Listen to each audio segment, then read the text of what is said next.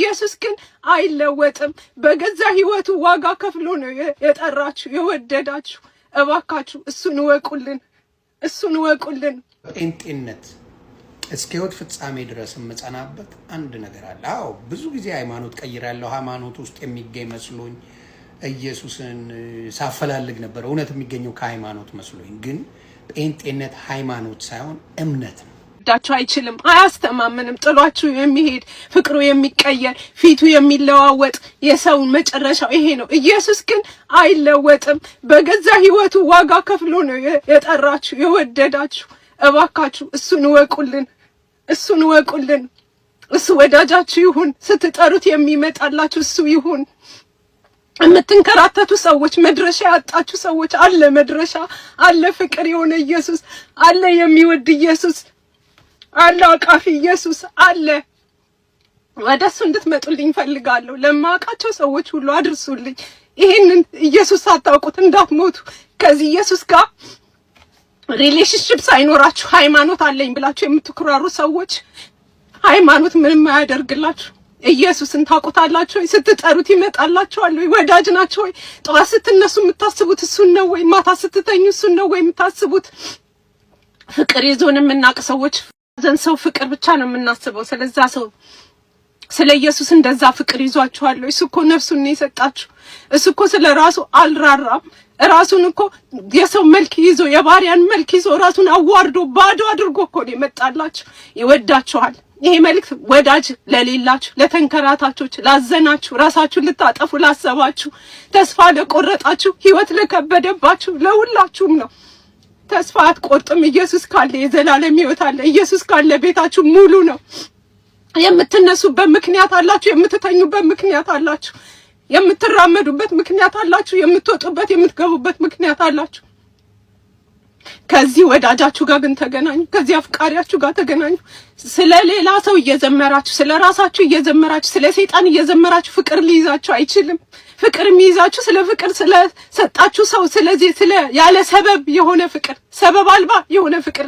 ትክክለኛ ነገር በጴንጤነት እስከ ህይወት ፍጻሜ ድረስ መጸናበት አንድ ነገር አለ። አዎ ብዙ ጊዜ ሃይማኖት ቀይራለሁ፣ ሃይማኖት ውስጥ የሚገኝ መስሎኝ ኢየሱስን ሳፈላልግ ነበር። እውነት የሚገኘው ከሃይማኖት መስሎኝ፣ ግን ጴንጤነት ሃይማኖት ሳይሆን እምነት ነው። ጴንጤነት እምነት እንጂ ሃይማኖት አይደለም። ስለዚህ ቦታ አንሰጠው። ቅድሚያ የሚሰጥ ጴንጤነት የለም። ጴንጤን ለምን እንዲህ ተናገርክ ብሎ መጥቶ የሚጮህብህ ምንም ነገር የለም። there is nobody። ሰው አሁንም ሳትናደዱ በማስተዋል ለመስማት ሞክሩና አስተያየት ስጡ የፈለጋችሁት። ከጴንጤነት የማልወጣበት ትልቁ ምክንያት ምንድነው? አንድ ምክንያት እሱም ምክንያቴ ምንድነው? አንድና አንድ ብቻ ነው።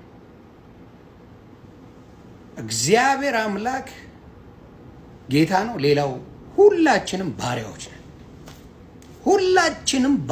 ነን። ይሄ ነው በቃ እኔ ጴንጤ ያደርገኝ።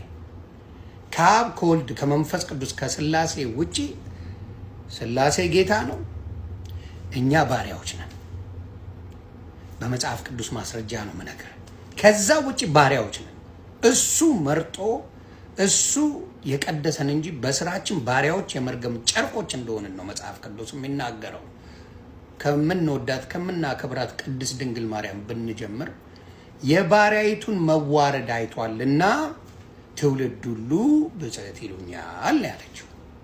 እዛው ቦታ ላይ ሉቃስ ላይ ስትገቡ ደግሞ ምን ብላ ተናግራለች? ራሷ የጌታ ባሪያ ማንን? ቅዱስ ገብርኤልን፣ መልአኩ ቅዱስ ገብርኤልን የጌታ ባሪያ እንደ ቃል ይሁንልኝ አለች። ሌላው ቦታ ስትወስዱ በምድር ካለ ነው በሙሉ በቅድስና የሚበልጠው ዮሐንስ ነው። መጽሐፍ ቅዱስ ነው የሚናገረው፣ ቅዱስ ዮሐንስ ነው። እሱ ምን ብሎ ተናግሯል? ስለ ጌታ ኢየሱስ ክርስቶስ የጫማውን ጠፈር መፍታት የማይገባኝ ከኔ በኋላ ይመጣል ብሎ ቃል በቃል ተናግሯል። ቃል በቃል የተናገረው ነው።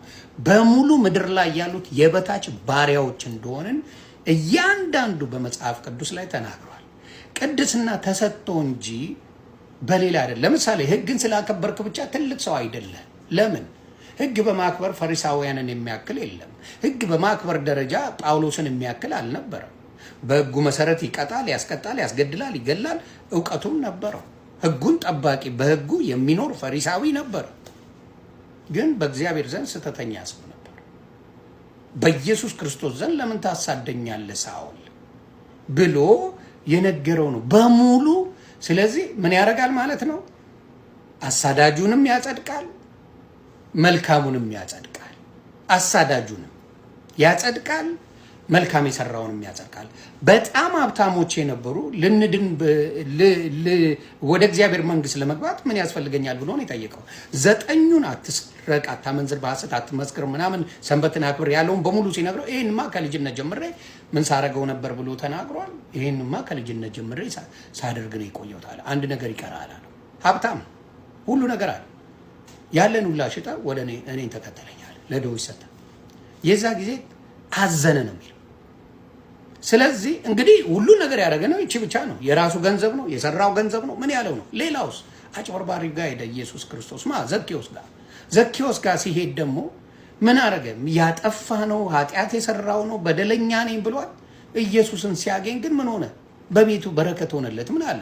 ምንም ሳይጠይቀው ኢየሱስ ክርስቶስ ያለኝን ለድሆች አካፍላለሁ፣ ቢያጭበረበርኩት ካለ 4 እጥፍ አድርጌ መልሳለሁ ብሎ ተናገረና ጽድቅ ተቆጠረለት። አሁንም ምነግራችሁ እያንዳንዳችን ብታመጣ ምድር ላይ ቅዱስ የተባለ በሙሉ ባሪያ ነው። ስለዚህ ለባሪያ አልሰግድም። Do you remember this? I will say it again. ለባሪያ አልሰግድም። ለባሪያ አይሰገድም። ሁላችንም ሌላ እንትን ላይ ትሄዳለህ። ዮሐንስ ራእይ ላይ ብትሄድ ከአንዴም 2 ቦታ ነው የተናገረው። 2 ቦታ ላይ ምን ብሎታል? ተጠንቀቅ እንዳታደርገው እኔም ከወንድሞቼ ጋር ባሪያ ነኝ፣ ለእግዚአብሔር ስገድ ነው የሚለው። እንግዲህ ውድ የሆም ሚዲያ ቤተሰቦቻችን በዛሬ ፕሮግራማችን የተወዳጇ ዘማሪት ሊሊ ጥላሁን ወይም ቃል ኪዳን ጥላሁት የሆነችው ኪኪ ጥላሁን እባካችሁ ወገኖች በፍጥነት ዳኑ፣ ዓለም እየተጠቀለለች ነው፣ ከዚህ ከማይከዳ ከማይጥል በመከራ ጊዜ መሸሸጊያ ወደ ሆነው ኢየሱስ ነው እያለች እንግዲህ በእንባ ጭምር ያስተላለፈችው መልእክት በዛሬው ዕለት ማህበራዊ ሚዲያውን ተቆጣጥሮት ብዙዎች እየተቀባበሉት ነበር።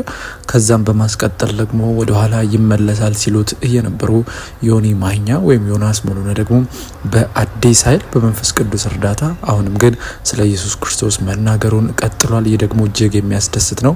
ሰው ያጠፋል፣ ይሳሳታል። ነገር ግን በአንድ ወቅት ነቢይ ጥሌ እንደተናገረው ኢየሱስን የቀመሰ ወደ ኋላ ቢመለስ እንኳን ተመልሶ ይመጣል እንዳለው ዮኒም እንግዲህ አንዳንዴ በስሜት የሚናገረው ነገር እንዳለ ሁሉ ነገር ግን ደግሞ ያንን ስህተቱን አርሞ በእርጋታና በማስተዋል ስለዚህ የዳነበትን እውነት ብዙዎች እንዲድኑ እውነታውን እየተናገረ ይገኛል። በዚህም ደግሞ እግዚአብሔር ይባርክ ማለት እንፈልጋለን። ምክንያቱም ሶሻል ሚዲያው ላይ ብዙ ነገር ይዘዋወራል፣ ብዙ ነገር ይንቀሳቀሳል፣ ብዙ ዘፈን፣ ብዙ ኃጢአት፣ ብዙ ነገር አለና ነገር ግን ደግሞ የኢየሱስ ስም ገኖ እንዲነገር ደግሞ እንደዚህ አይነት ሶሻል ሚዲያ ላይ ተጽዕኖ ፈጣሪ የሆኑ ሰዎች ይህንን እውነት ሲናገሩ መስማት በእውነት ያስደስታል። እኛም በዚህ አጋጣሚ ዮኒ ከዚህ በላይ ደግሞ በመጽሐፍ ቅዱስ እውቀት በማስተዋልና መጽሐፍ ቅዱስን ይዘ ደግሞ ታስተምራለህ ብለን ብዙዎች ይህንን የወንጌል እውነት ይረዳሉ ብለን እናስባለን። ለማንኛውም በዛሬ ፕሮግራማችን ይህን ጉዳይ ለእናንተ አቀረብን።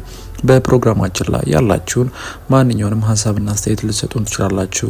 እንደዚሁም የምንለቃቸውን ቪዲዮዎች ላይክና ሼር ያደርጋችሁ ቻናሉን ደግሞ ሰብስክራይብ በማድረግ ቤተሰብ እንድትሆኑ እየጠየቅን እናንተም አምናችሁና ፈቅዳችሁ ከ26000 በላይ ሰብስክራይበርስ እንድንደርስ ስላገዛችሁን ምስጋናችን ላቅ ያለ ነው። በሚቀጥለው እናንተ ብትሰሟቸው የእናንተ መንፈሳዊ ሕይወት ያንጻሉ ባልናቸው አዳዲስ ጉዳዮች እስከምንገናኝ በያላችሁበት የጌታ ሰላምና ፍቅር ከሁላችሁ ጋር ይሁን።